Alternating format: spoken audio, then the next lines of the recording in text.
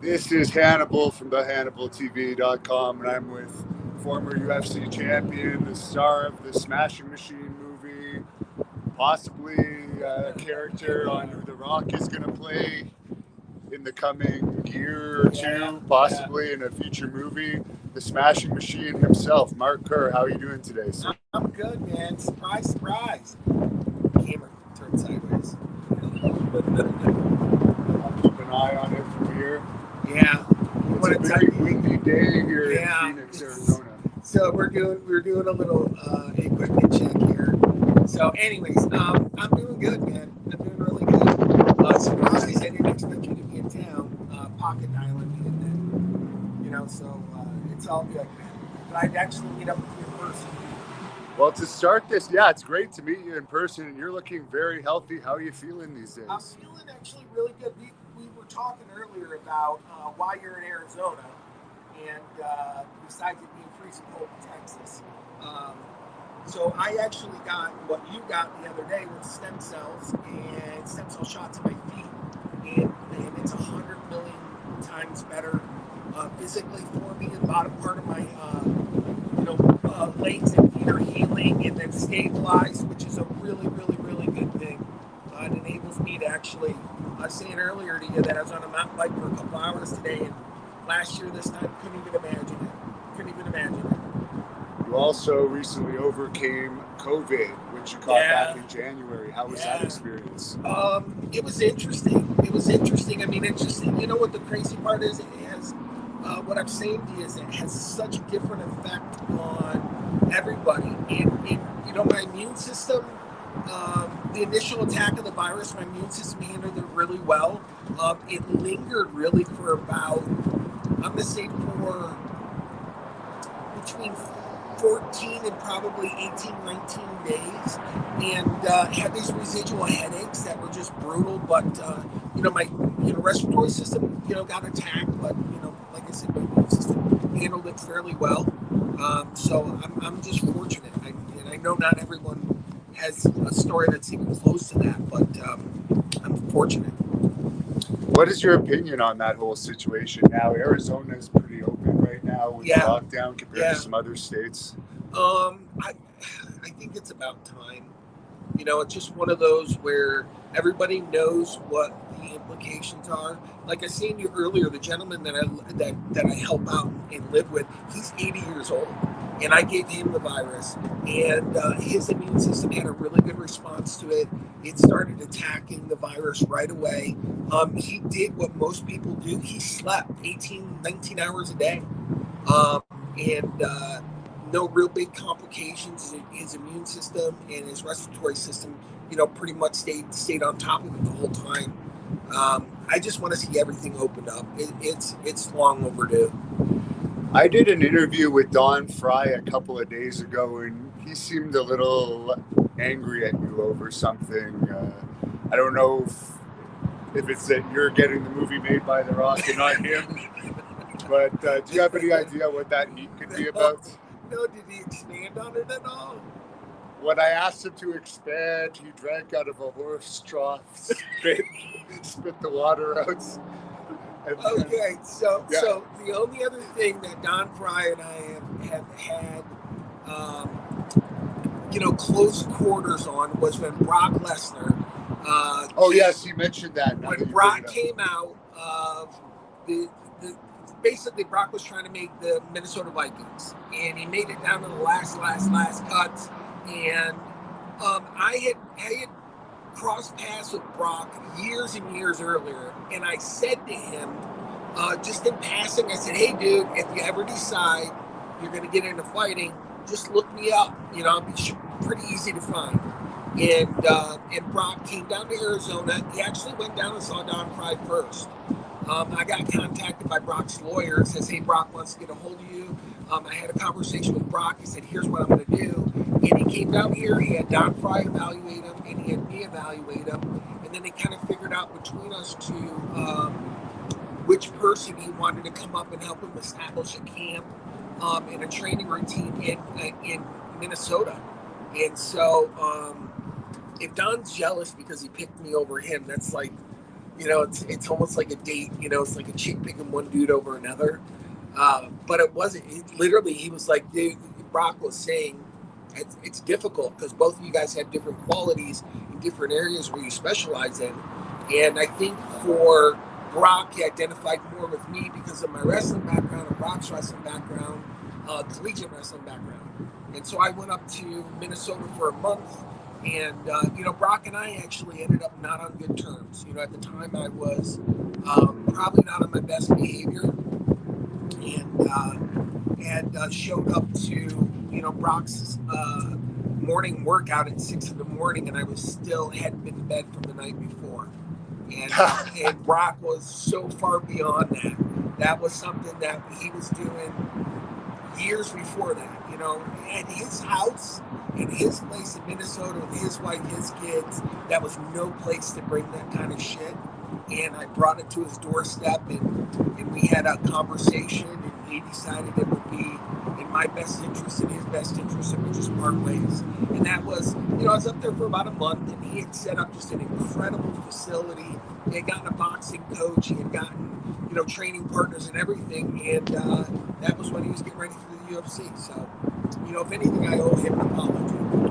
What was the training like with him for the time that you did it for that 1 month? Oh God, it was brutal. And part of this is like Mark Coleman. Mark Coleman, where he lacked in talent, he made up for in work ethic. Brock had talent, and he made it up in work ethic as well, where he just blew by everybody. And he would get up at 6 o'clock in the morning, and that's when he would expect me to be there, be ready to work out. We would do, sprints up and down the driveway. He lived about a half mile from the main road. And then we would go in the gym, start working out in the gym, and he would do what he needed to do during the afternoon, and then we'd have another practice, if not another 2 practices. So, he worked hard, man. There's no doubt about his work ethic, and, he's a talented guy. How did you match up with him on the practice mats, considering you were a lot more experienced?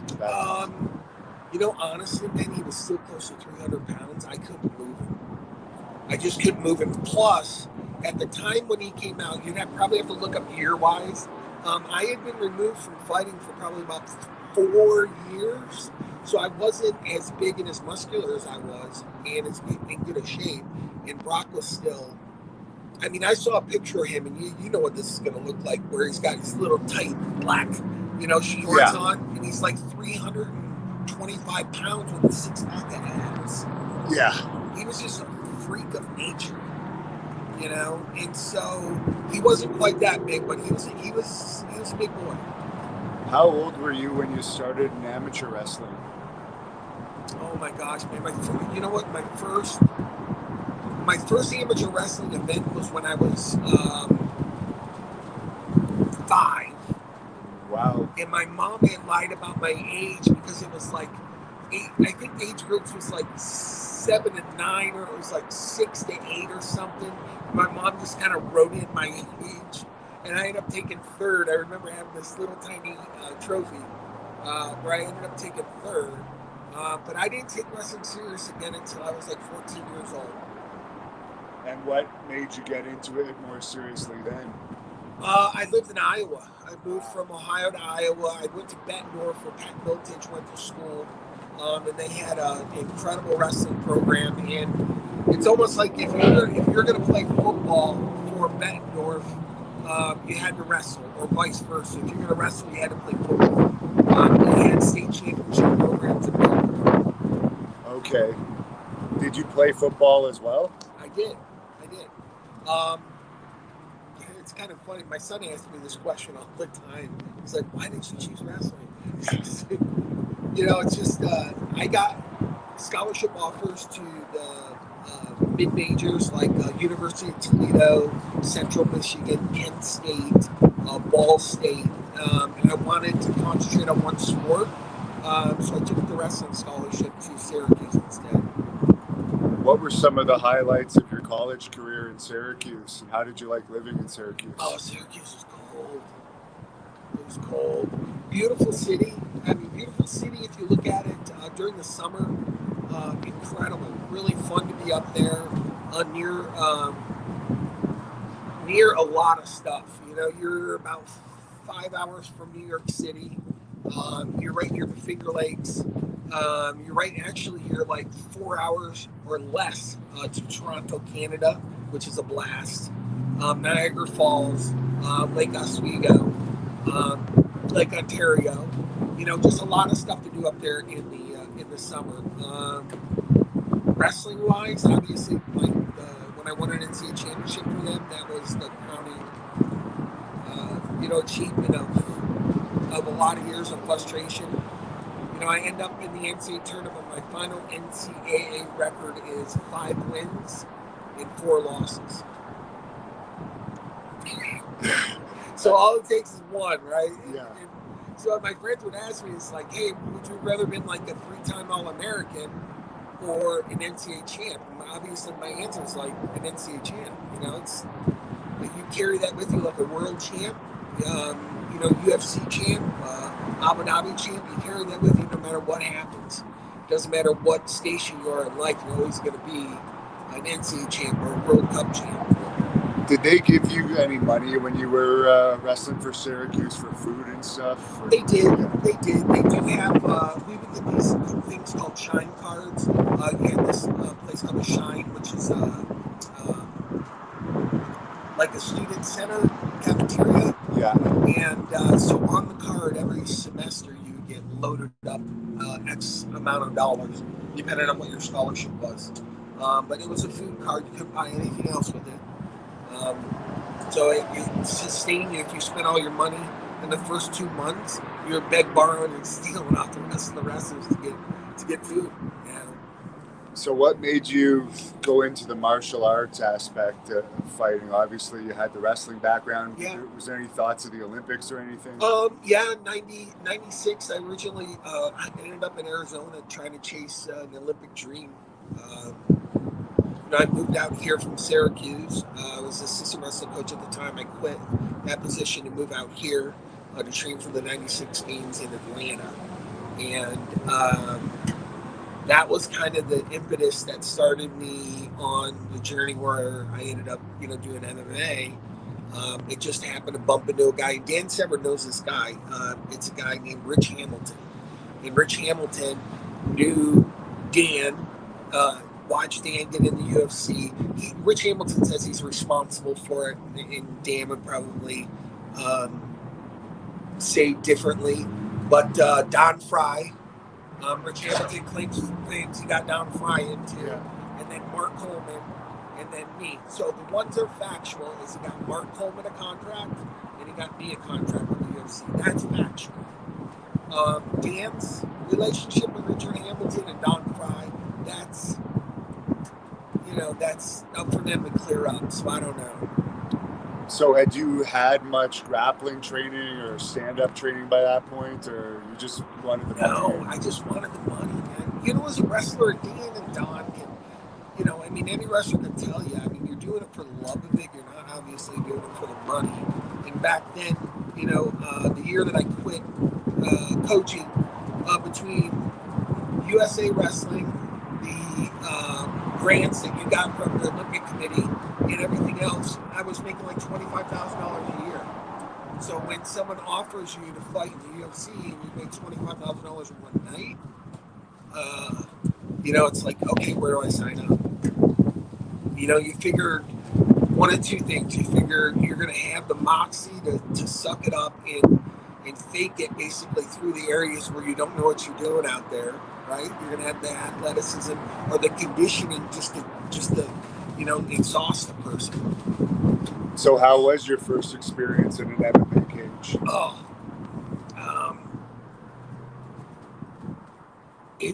It was brutal, to be honest. Even though I won the fights, even though I beat Paul Barlins, who just passed away, I posted on the Instagram, everyone remembers their first.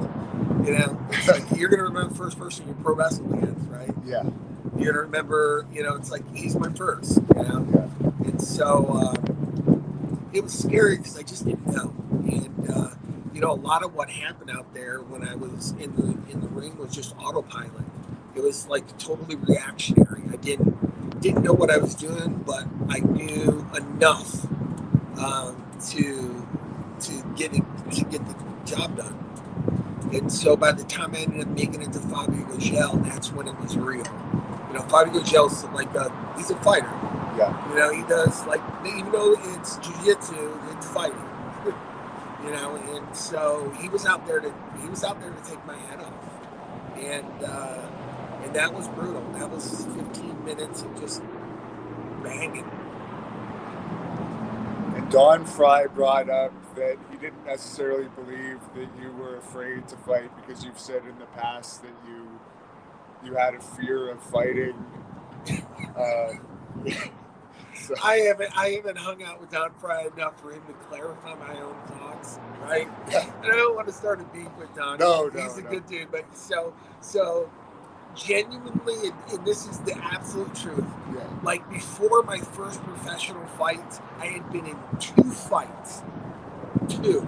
And I literally, one where it was like 5-on-1 of my college roommate my senior year. Yeah. And the other one was when we got in like a wrestler defend your wrestling teammate brawl, and I punched the dude in the mouth. Other than that, I was a spectator. It was like, I'd make sure that, like, if you had a bunch of dudes fighting, I'd make sure that like 4 dudes would jump on one guy. I would step in and just start sorting things out, not fighting, right? Yeah. So, like, legitimately, when I get in the ring for the first time, I don't have, like, Mark Coleman's been in a shit ton of street fights. Right. Kevin Randleman, he was in a bunch of street fights, a bunch of bar brawls, right? I wasn't the dude jumping in bar brawls. I was like, as big as I was at the time, I was like, you know what? If I get a bar fight, you know what they're going to do? Go to their car and get a gun, come in and shoot me. Right. They're going to take one look at me and go, no fucking way. They're going to be like, Billy, go get the gun. When did you first meet Mark Coleman?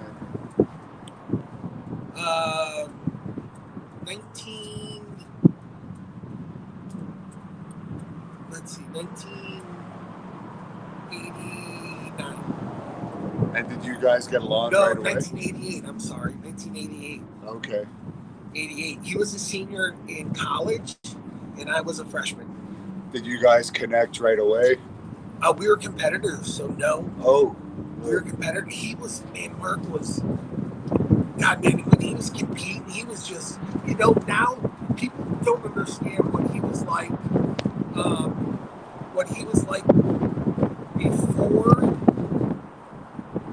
Now you can't. Now Mark loves to talk, right? If you get him in the right mood, he'll talk for hours on end. When Mark was competing, it was completely opposite. He was stone cold.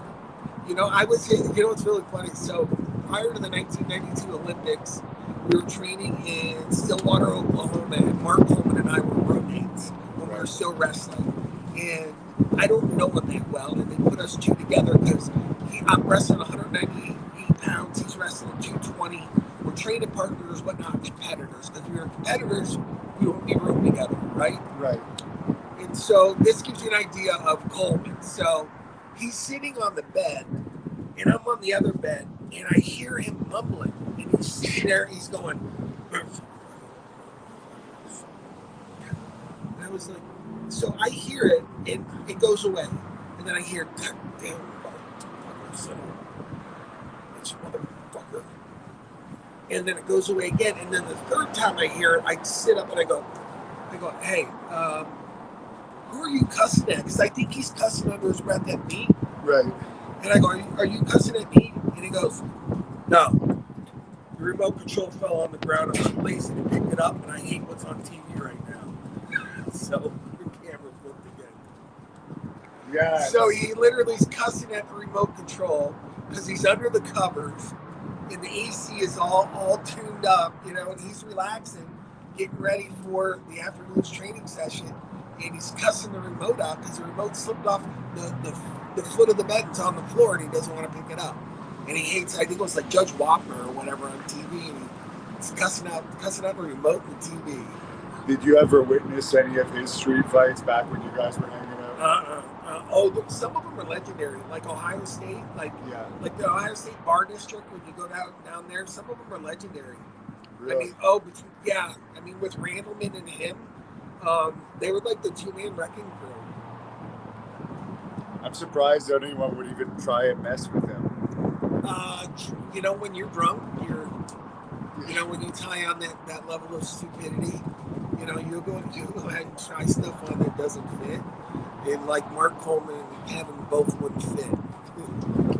You used to be a partier, obviously. You overcame all that. When did that start? Was that from high school? Or was that from high school it was a lot. I smoked a lot of pot in high school.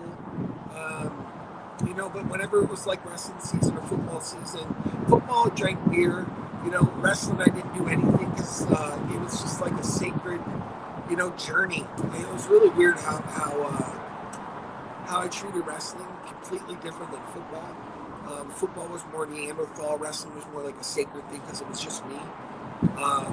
So wrestling, I didn't do anything. And then in high school, out of high school, going into college, didn't party a lot. Treated really seriously. My senior year, I finally had a couple of beers during wrestling season, which I had never done before. And then all the way up until I moved out here, training for the Olympics, everything, I really wasn't a big partier.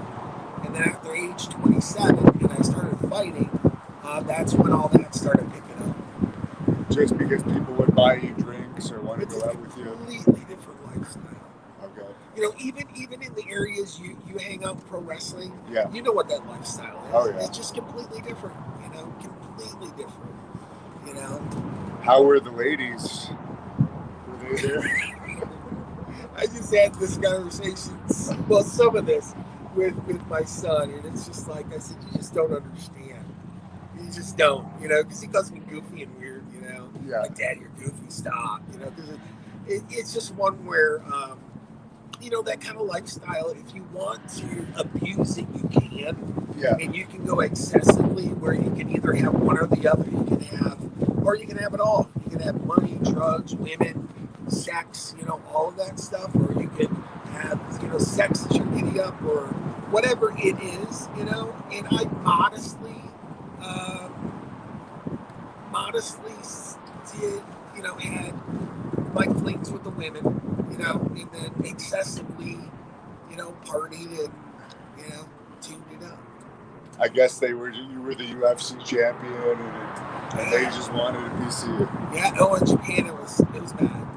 Oh yeah, worse in Japan. Yeah, they just have a hero worship for a lot of their, their like pro wrestlers, mixed martial artists, pro athletes, all of that. It's like a hero worship culture. Things have changed a little bit there, but back in the late 90s, early 2000s, it was incredible. Did the Japanese mafia ever take you out when you were over there? Because they're known for sponsoring dinners and so forth. Yeah, it was. So the original Pride company, the production part of it was called KRS. Yeah. And the guy that owned KRS was a guy in Japan. You called him Mr. Ishizaka. And his real name, he signed all his documents, Kim Duk-soo. He was Korean. Okay. But if you were anything but the Japanese blood, you had to have a Japanese name to do business. Yeah. Really successful guy with Plinko parlors and stuff like that. He was a gentleman that, for whatever reason, took a huge liking to me. And so every time that I would go there, he would request that I would come a week early. So I normally flew over a week early before the fight. So I'd have to fly over there 2 weeks before the fight, because the first 5 days I'd have to go and hang out and drink and party with him.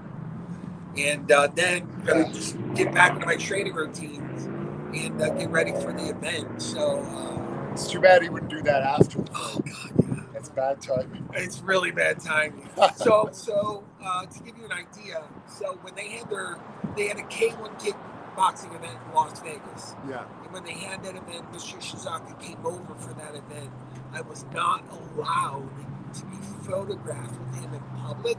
I wasn't allowed to be seen with him in public. I wasn't allowed to have dinner with him. I wasn't allowed to have any association with him at all in public. Why? Because I think the Japanese promoters were trying to get a foothold in Vegas. And so my thinking was, if they did any investigating at all for the money behind the K1 event, that's really crazy. If they did any investigating at all for the people behind the K1 event, find out they were mafia tied or that the fighters were friendly with them in that capacity, I think it would have really hurt their chances of having something. So even Pride had the other event here when Cole fought the Emperor in Vegas. Yes, I forget the fight. Yeah, I'm blanking on it. There's going to be a fan that will tell us on the video. Oh, Fedor. Oh, Fedor. Yeah, Cole fought him in Vegas. Okay. Yeah, and that was Pride's last event before they sold out to the UFC. I see. Yeah. Did you ever get a K1 offer? No, I got pro wrestling offer. We had talked about this earlier. Yeah. So, so at the point where I accepted a pro wrestling offer, it was orchestrated by Antonio Inoki. Okay. His son signed me with a pro wrestler named Hashimoto. Hashimoto's dead. Hashimoto was kind of the George Foreman-like character in Japan. You know, always had, you know, big Japanese guy. Yeah. Always like eating something like George Foreman. You know, George Foreman made light of him being a huge dude. Yeah. Right?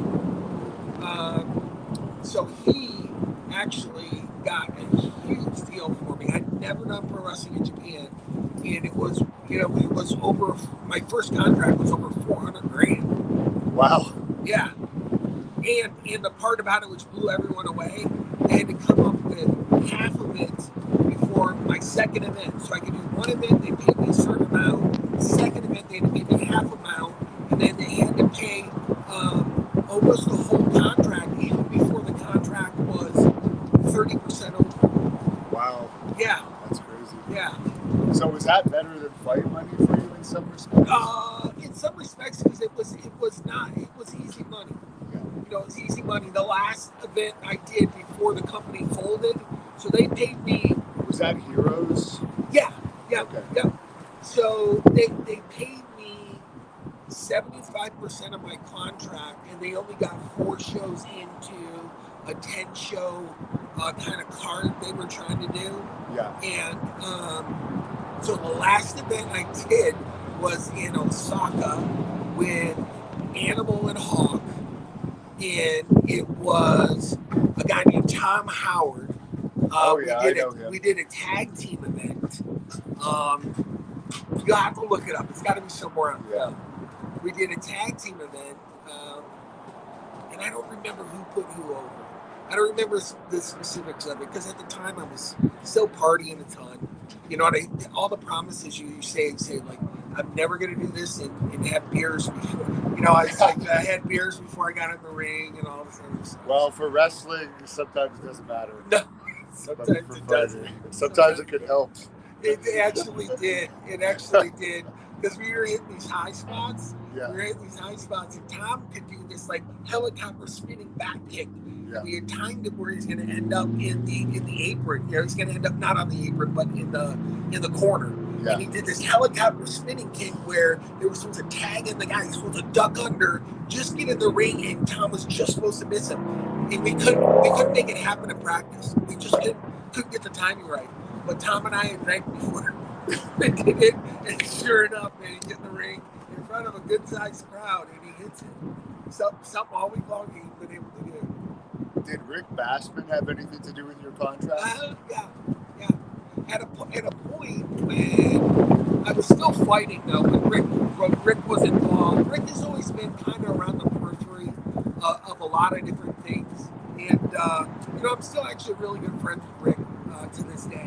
You know, we get together with a good men's group, you know, and stuff like that. So he's gone through hell, you know, and he's still surviving, which is an amazing thing. He set up Mark Coleman's work shoot. Did you ever get any offers like that from him? Yeah. And then, God, man, Rick came up with a bunch bunch of stuff. I probably could have stopped fighting and got into pro wrestling if I had just listened to Rick a little bit more what direction he was trying to point me. Because he had enough ties and enough connections. I have a really cool picture of my son when my son was like 3 with John Cena. Okay. And Rick had got me tickets here, and I didn't understand that Vince runs a really tight locker room when they come into a city. So he doesn't want a bunch of people back there, everyone snapping pictures and slapping asses, right? Yeah. And so I had my son in my arms. I was like, hey, John, I had flagged him down, not knowing if he knew me or not. And I was like, hey, you mind taking a picture with my son? So he's got a picture with my son, and then he's got a picture of before Brock got into fighting. He's got a picture of Brock. And so just kind of one of those cool things where you have this little star-studded, little picture book. Did you have any serious talks with WWE at any point? I think I got more. Yeah, I had talks about. I think they understood that I had a little bit of a drug problem at the time, and the conversations I had with them were, this is chess, not checkers. So if you're going to step into this league, you can't have any of those weaknesses basically poking through. Because with the travel schedule and the work schedule, there's no way you're going to be able to keep it up. That was the conversation, was basically like, if you get clean and you get sober, come back and see us. Let's say after this movie comes out where The Rock is playing you and they made you an offer to come in for a match or two, would you do something like that? Yeah, for sure. Oh, that would be excellent. Can you imagine me against Rock in real life? That would actually Rock be cool. Plays, he plays it on TV. It may fucking go. I don't think they can pay him enough money. I really don't. No, he's beyond so that. rich. He's so beyond that. Yeah. But that would be interesting. The real. Oh God, would that be fun? Would that be? Oh my God, you could build that thing across the border.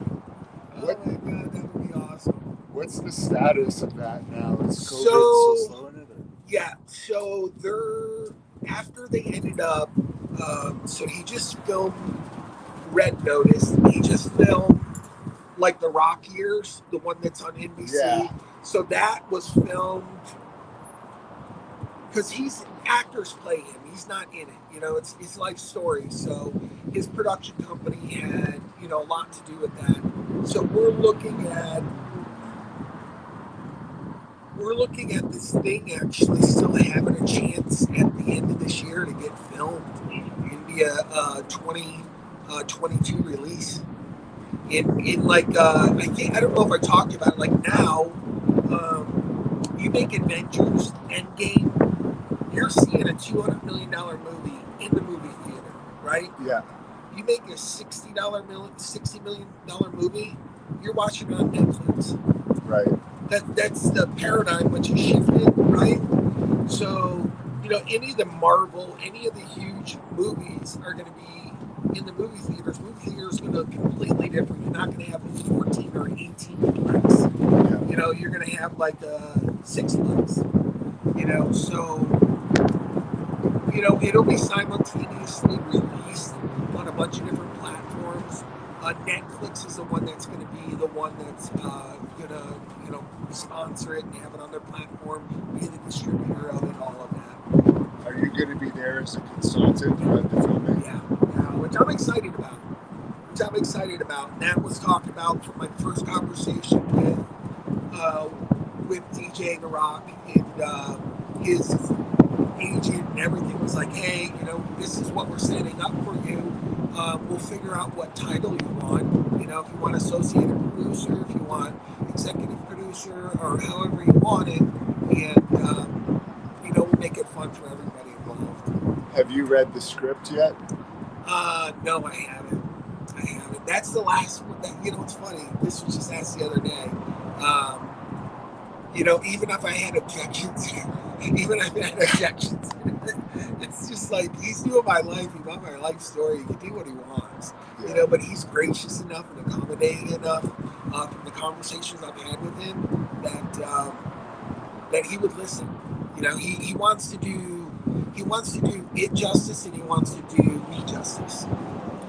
What are you going to do differently this time if that gives you, which I can't see it not happening, another jolt of fame? You know, lessons learned is that,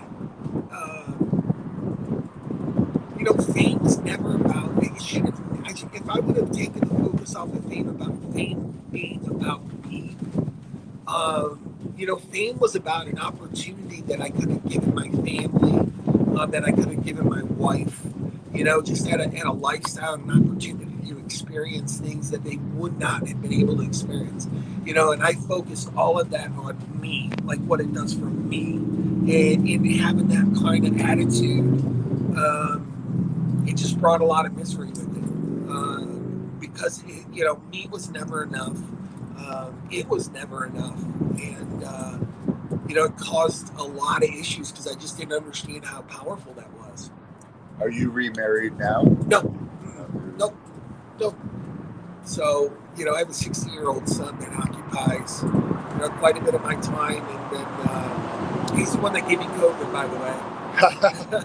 So he gets his driver's license and a car before Christmas. So he goes from February of last year, March, February, when COVID really started ramping up, Yeah. all the way until he gets his driver's license. So he didn't pass anything to me. He didn't give me a virus. He wasn't a carrier, all of that. He gets a driver's license and a car, and within a week, he gives me COVID. Wow. Yeah. And he does this number. He goes, "Oh, by the way, Dad, I lost my taste and my smell like 3 or 4 days ago." And I was like, "Oh my God, dude." I go, that was like really good information, like the day it happened. So we had him tested, he was positive, and then obviously I was positive, and my buddy Richard, he was positive, and anybody we were in close proximity with was positive. So. Did they give you any medication, or did they tell you just take it easy? Just take it easy. They said, we went to, like I'm saying to you, we went to Mayo Clinic, and they're absolutely surgical on how they had to handle it. It's, you know, they don't ask for insurance, they don't ask for any of that, and they're there just to diagnose and let you know what's going on. I had my results within 6 hours after I took the test, and it was absolutely fantastic. What was the catering like backstage difference between UFC and Pride? Some fans wanted to know. You know what, which is even crazier, is in Japan, it was a lot of unfamiliar foods. Yeah. So when you're in Japan, the one thing that I like about it, they have a lot of fresh food. Like prepare it in front of you. Like when you do teppanyaki, right? They make the food in front of you. They have noodle places where they make the food in front of you. All of that. And then their catering is something a little different because a lot of the stuff is sea-based, right? Right. So they have like oysters and they have this and that. And before you fight, you're not going to have oysters and shellfish. And so the UFC was better, but in those days that I did the UFC, it was like sandwiches. But it was stuff I recognized, so I consider it better. What was winning the UFC championship like for you? Oh, for me at the time, it was huge. Because it did a couple different things. It gave me a lot of confidence. It gave me confidence that I didn't know that I had, that I could fight, right? Because like I told you, it's like I'm not a big street brawler or bar brawler. So it gave me a lot of confidence that I could fight. And then it validated me. So it was a big deal. It was a big deal. How did it affect your training? Because a lot of some people will kind of slack off once they become champion. So the one thing, after UFC number 50, the one thing it did, it actually reminded me that if I wanted to be good at this, that I needed to go figure out who was the best available trainers or training partners for me. And that's when I partnered up with Boss Root, Marco Huaz, Oleg Tatarov, and Pedro Hizo. That's where I went up to California, and I just said, I don't, even though I've been in a fight, in a ring, a professional, I don't know, I have no clue what I'm doing. And so those guys kind of brought me under their wing, especially Boss. Brought me under their wing, just said, hey, listen, here's where you need to focus. This is where you're good at. This is what you need to do. And it was the best thing I ever did in my life. And you said before Abu Dhabi was almost more of an accomplishment than UFC. Could you explain that? Abu Dhabi was a lot more inclusive. It had guys from Russia, guys from the United States, guys from Brazil. It had guys from all over the world. So when you're competing against in an international field like that, for me, it validated it more. Because when you're fighting in the UFC or fighting in Pride, you're fighting against one person, right? Yeah. So over in Abu Dhabi, to win an event, I had to win 5 just to win my weight class, and then I had to win 4 to win the Open, and then the next year I could be in the super fight. So it was I had to win 9 bouts to win the all around. Do you still talk with Rico Rodriguez? Oh, that just came up. No, and that's something where I have to reach out to him. It's long overdue. Long overdue. What happened in that Fujita fight where you looked slimmer and you had shaved head and everything? Yeah. So prior to the Fujita fight, I had just gotten done with an Abu Dhabi tournament 5 weeks before that. And so that training style for Abu Dhabi, that thinned me out. I had to be in a lot better condition just because of the 9 bouts that I did over there. And I couldn't put the weight back on. And at the time, I was just starting to use for the first time growth hormone. And the growth hormone pulls a lot of sugar out of your body when you use it. And so I didn't understand that when I got in the ring, I bled out all my sugars. What's the difference between growth hormone and steroids anyways? Okay, so I'll explain it like this. So you have something called androgenics, which are testosterone. They're androgens. They affect your hormonal system. You have anabolics, which affect your muscles. They're directly related to how your muscle builds and grows, right? And then you have growth hormone, which is like an engine. It regulates stuff. So when you add growth hormone in, it's gonna kick in your metabolism. It's gonna speed up the way your body synthesizes proteins and turns it into muscle and stuff like that. So it's an engine that drives those 2 different systems, right? So growth hormone, I didn't understand a lot about it at the time that I was using it, and that kind of contributed to what happened in the Fujita fight. I lost, is what happened, and he beat my ass, but on the other side of us doing something I should have been doing. Did you find that steroids affected your cardio negatively when you were on them? First time I ever did them, yeah, I did, because I just carried a ton of muscle mass, just mass that shouldn't have been there, because I didn't need that much horsepower. For the bodybuilders out there, I know you don't approve of this, but I know they always want to know, what was the best, most effective cycle for you? Oh gosh, man. You know what? I did, it was progressive. I remember the one cycle that I did, I started with a harder, like a anabol, starting with a harder anabolic. And then moving from that to ones that kind of lean out. So I remember one packed on a bunch of weight on me. And then the next one that I did kind of thinned me out immediately, thinned me out.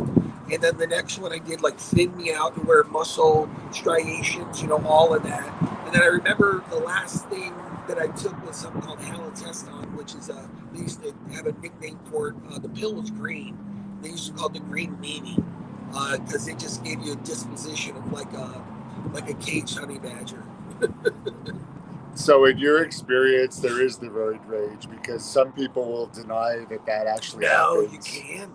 You can't. I mean, hormonally, like it. You know, I mean, insulin's a hormone. You give me the wrong amount of insulin, or don't feed me, and have my blood sugar go up and down, and put me behind the wheel of a car. I'm an asshole.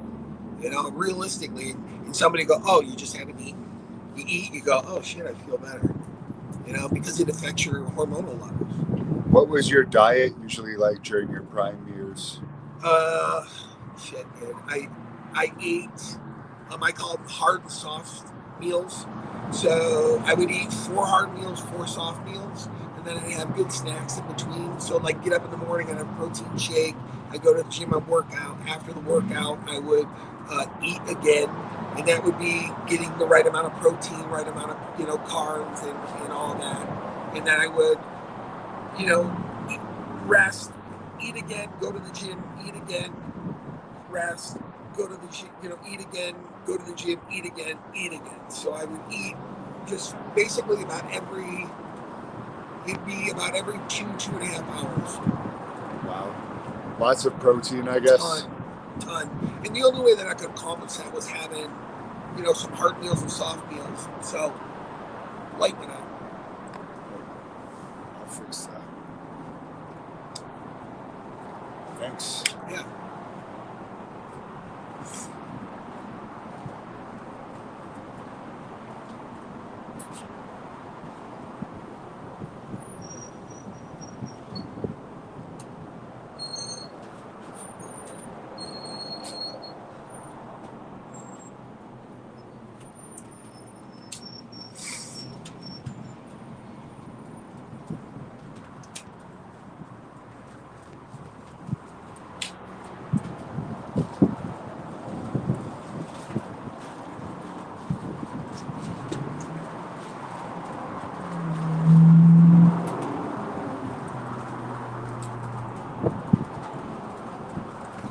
Are you getting what you need?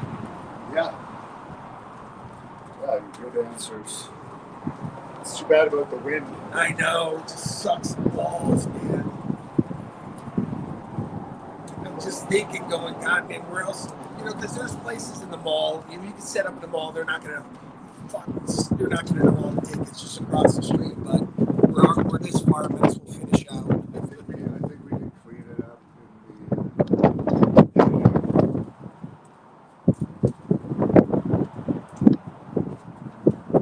Hey, there we go. Crank that bitch up. There we go.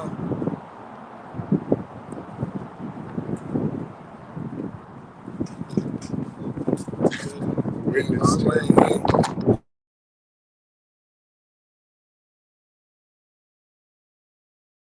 Actually, the windiest it's been since I've been here. Oh yeah, and this is a whole entire weather system.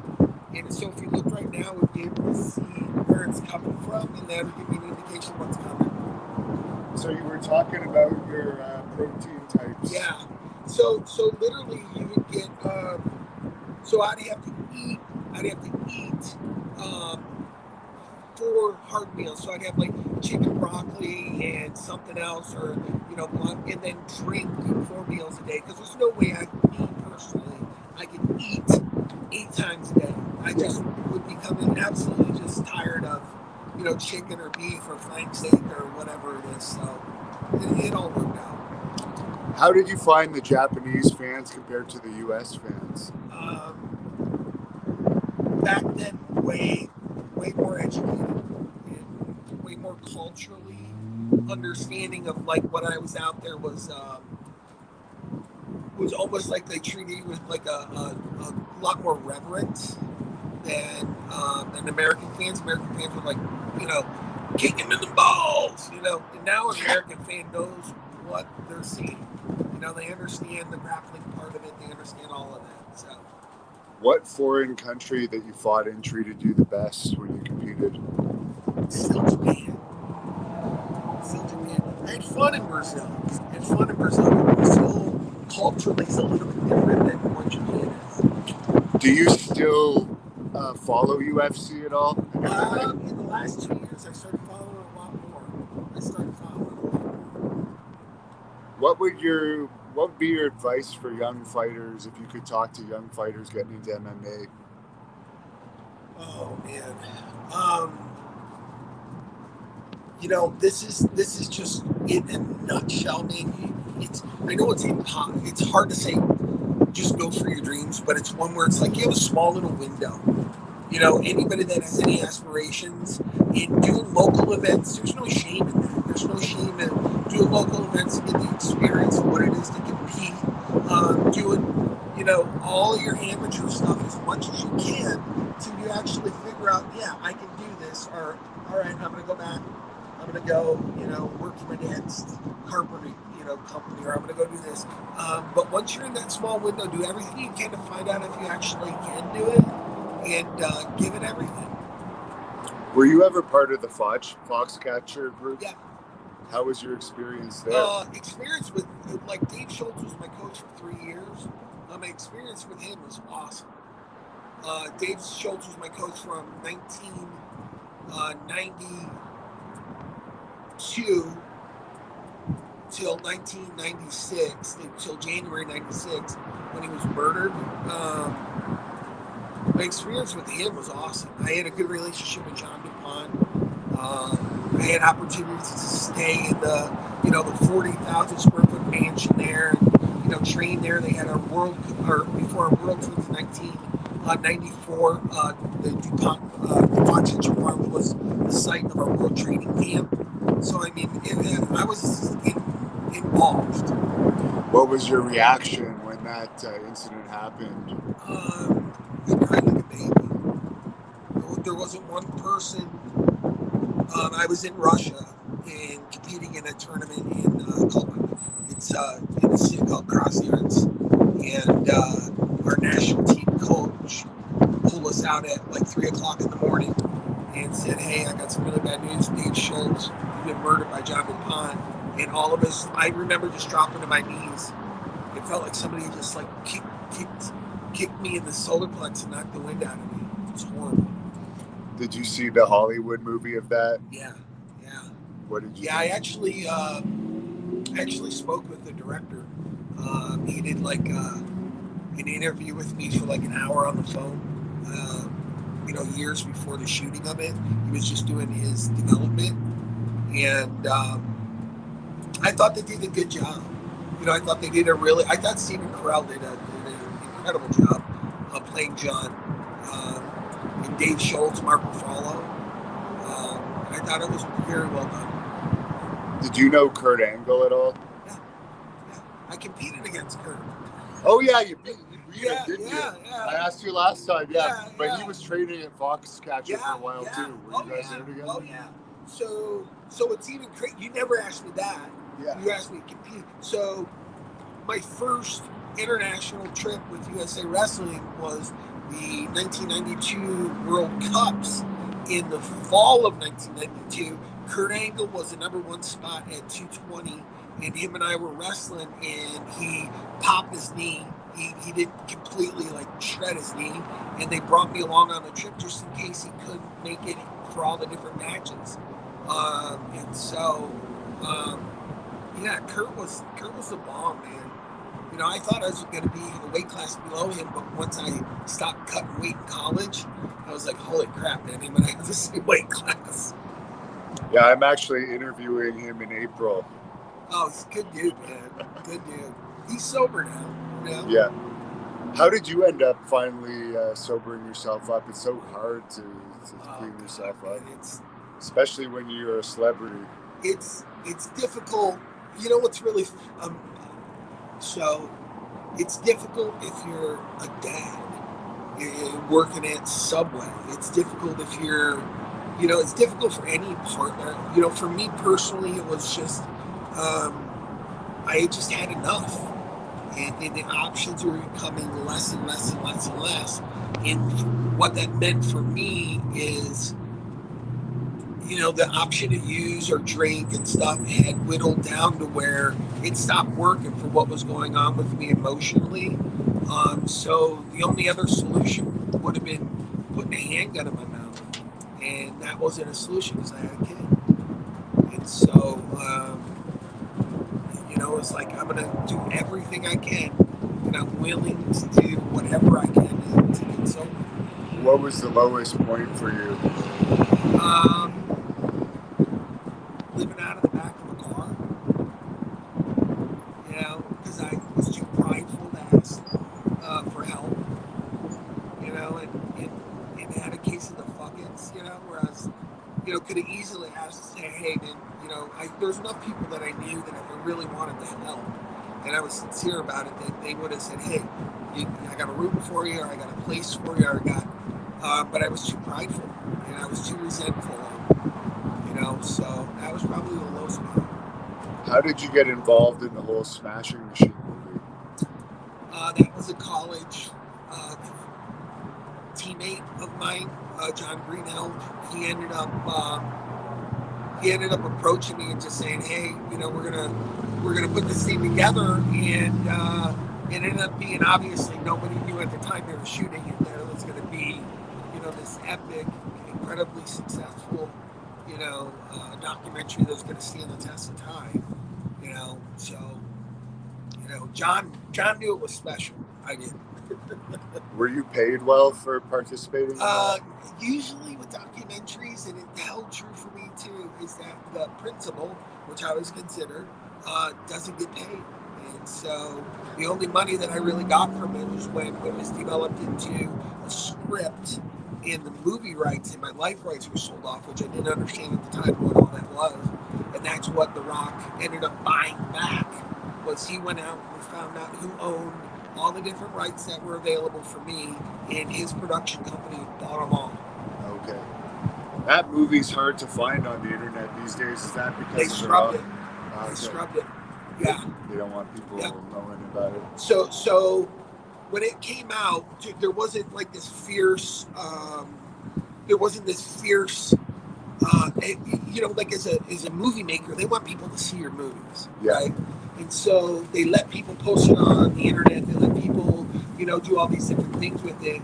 And since then, it's been, because you can put, if you own it intellectually, you can have YouTube remove it, or you can have these different providers remove that content.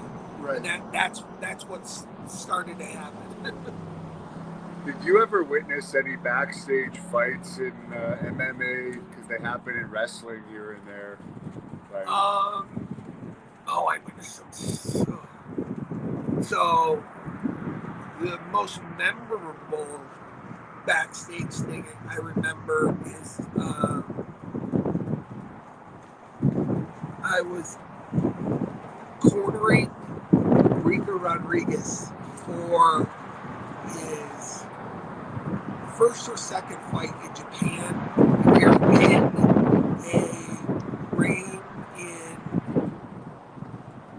I'm going to say it's Nagoya. Anyways, they were going to have pyrotechnics. They did have pyrotechnics. And in the center of the ring, they were going to have the big pyrotechnic.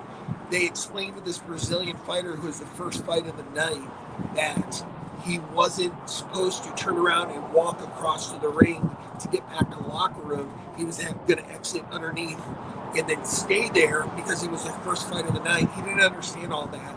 So it went from Japanese to Portuguese, right? And then from Portuguese to Japanese. And through that interpretation, it was lost. And so after they did his introduction, he turned around and walked right over the pyrotechnics. It went up and gave him 3rd-degree burns.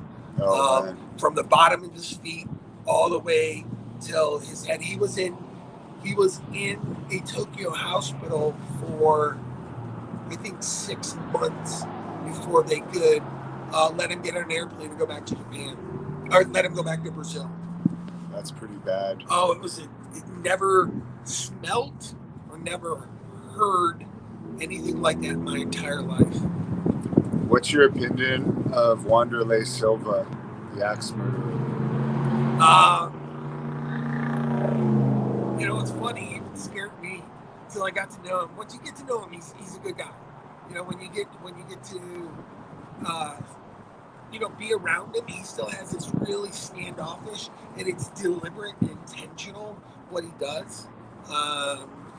To have you feel uncomfortable. It's part of his psychological battle that he's constantly waging when you're at a fight event. So I didn't have a problem with it. As far as John Jones, supposedly he's going to move up to heavyweight. I'd like to see it. Fight the winner of Stipe versus Francis Ngannou. You'd like to see it? Oh, I'd like to see it. Yeah. I mean, part of it, and I think I said this in one interview before. I said the thing that sucks about being a John Jones fan is all the time that he wasn't allowed to fight. How many fights did we miss as fans, right? Yeah. How many matchups did we miss because he was tested positive for this, did that, did this? We probably could have had another 6, 8, 10 fights to him at light heavyweight. So, as a fighter, you need new motivation, and I get it for him that he's going to take it on. And he's talented enough, and he still has enough time in his window that if he's going to do it, he can do it. But Steve was no joke. Do you think Stipe is going to get past Francis Ngannou? I hope so, because Steve was an Ohio guy, right? I hope so. Coleman's trained him before and worked in his camp before. I hope he does, but it's a big ask, either way. But if he does, you talk about somebody with confidence. If he's able to get by that, man, he would look at John Jones like, dude, I'm going to put you back in the weight class you deserve to be in. That would be his attitude. And he's big enough where if Jones comes in and he's not ready, that's he might be a quicker guy, but man, I think that's a whole new year in trouble. Are you surprised at how easily you beat Dan Bobish? Yeah, I was actually. Because most guys that are built like that, man, they're hard to move and hard to take off their spot. Just really, really difficult to take off their spot. What are your thoughts? What are your thoughts on Ken Shamrock? I like Ken.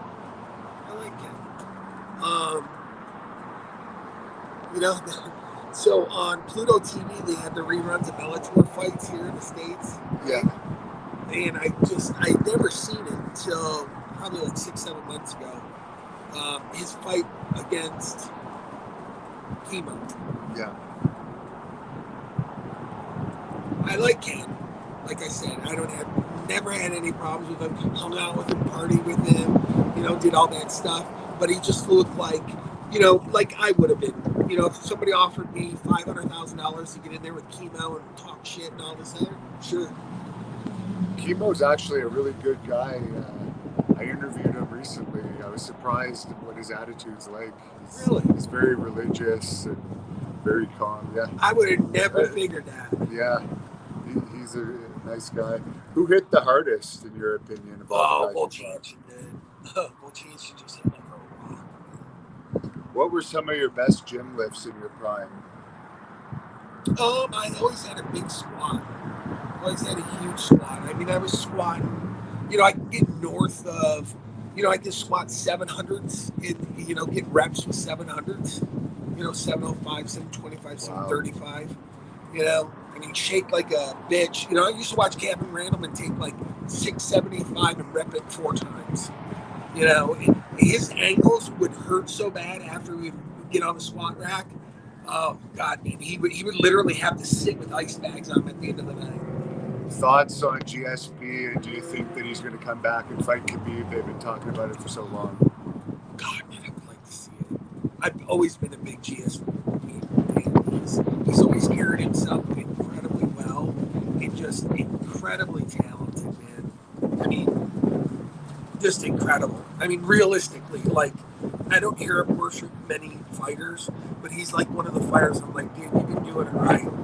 And I've just been doing it right for a long time. What do you think about Josh Barnett, another wrestler / fighter? Yeah, I like Josh. I like him. He's actually, again, one of those things where if he had a couple blips come up in his fighting career, he could have defended the heavyweight belt. He could have got the heavyweight belt defended and kept the heavyweight belt for as long as he wanted. I mean, tenacious. What about Conor McGregor? He just came off a bit of a surprising loss. Just came off an ass whooping. Yeah. not a surprising loss. He'd be the first one to tell you. It's like surprising losses. Slipped on the canvas and it came up and the guy was throwing a head kick. That's a surprising loss. Bounced on the ring and came over and you got caught with a hook, right? Right. That's a surprising loss. He just got his ass whooped. Do you think? Yeah. Do you think he's going to fight Diaz next? Or do you think it's going to be a Poirier rematch? It has to be a Poirier rematch. It just does because one, you could go, man, that much time off, ring rust, all this other stuff, wasn't prepared, all that. But Poirier's not the same fighter he was when they fought back in 13 or whatever they fought. And he's developed a methodology. So he obviously he looked at all the film of McGregor and he just dissected in his training camp, put together a beautiful game plan. This is what you need to do to beat him, and they beat him. So Conor McGregor needs to take that page out of that book and go, okay, this is what we're going to do. We're going to study, because he has the financial resources and everything to be able to do whatever he needs to do. So I hope he's not done. What fight are you most proud of? Still it goes back to the beginning. Probably a Fabi Gugel fight, because I didn't know what the hell I was doing. Hugo Duarte, that was another one. Incinetaway, that was another one. Incinetaway was after I got sober. I didn't know what kind of fighter I was going to be, all this other stuff. So that was a big test for me as well. Thoughts on Randy Couture? Always liked him. Competed against him, always older. Randy's he's just a classic dude. If you could change one thing about your fighting career, what would it be? Gosh, man, it's hard to live with regrets, but I think the one thing would be to have more truth tellers around me. Like, you're full of shit, shut your mouth, it ain't reality, just if I would have more genuine truth tellers around me. I think that, at one point my career went this way, I think it could have went that way, and I could have, competed for, a bunch of different UFC belts. What do you think about Tank Abbott?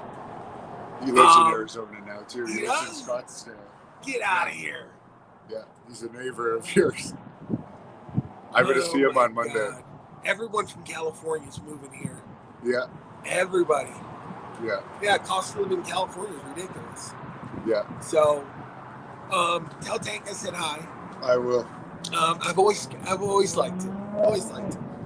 Back then they needed characters more than they needed competitors. The UFC did, and he was a character. He'd be the first one to tell you he was a character. And what about Dan Severin? Always liked Dan. Always liked. What's really crazy about that? Like Dan was like the first person put in space, right? Yeah. Didn't know really what it was. I mean, hell, they had Jim Brown and Jeff Blatnick as the commentators.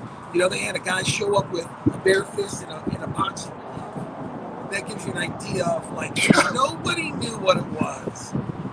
Nobody knew. So for Dan to get involved with going, hey, I got this thing. It's not pro wrestling. Like, it's real. Like, you're really going to fight. There's no weight classes, and there's really no time limit. And there's only, 2 rules. And for him to go, okay, I'm in. It's just crazy. Any message you want to say to the fans here as we wind this down? Just keep looking. I'm gonna do this again. Either I'm gonna come to you. I'm gonna be back here. The weather's a lot nicer here than Canada. So no, just keep looking, man. We got some good stuff coming up. Hopefully I'll get a little bit more active on my social media in the next couple months here, and just look for some good stuff to come out. You think we'll see you on Joe Rogan anytime soon? I'm hoping. We have WAV, which is William Morrison Agency, which is huge. And put the feelers out there as we get a little bit farther along in the production of the Smashing Machine, that we'll be able to get on the show and have Joe just kind of do what Joe does. Do you have any social media where people can follow you? I'm getting better. Instagram, it's Mark Kerr TSM, the Smashing Machine. And then on Twitter, which I'm not really active on.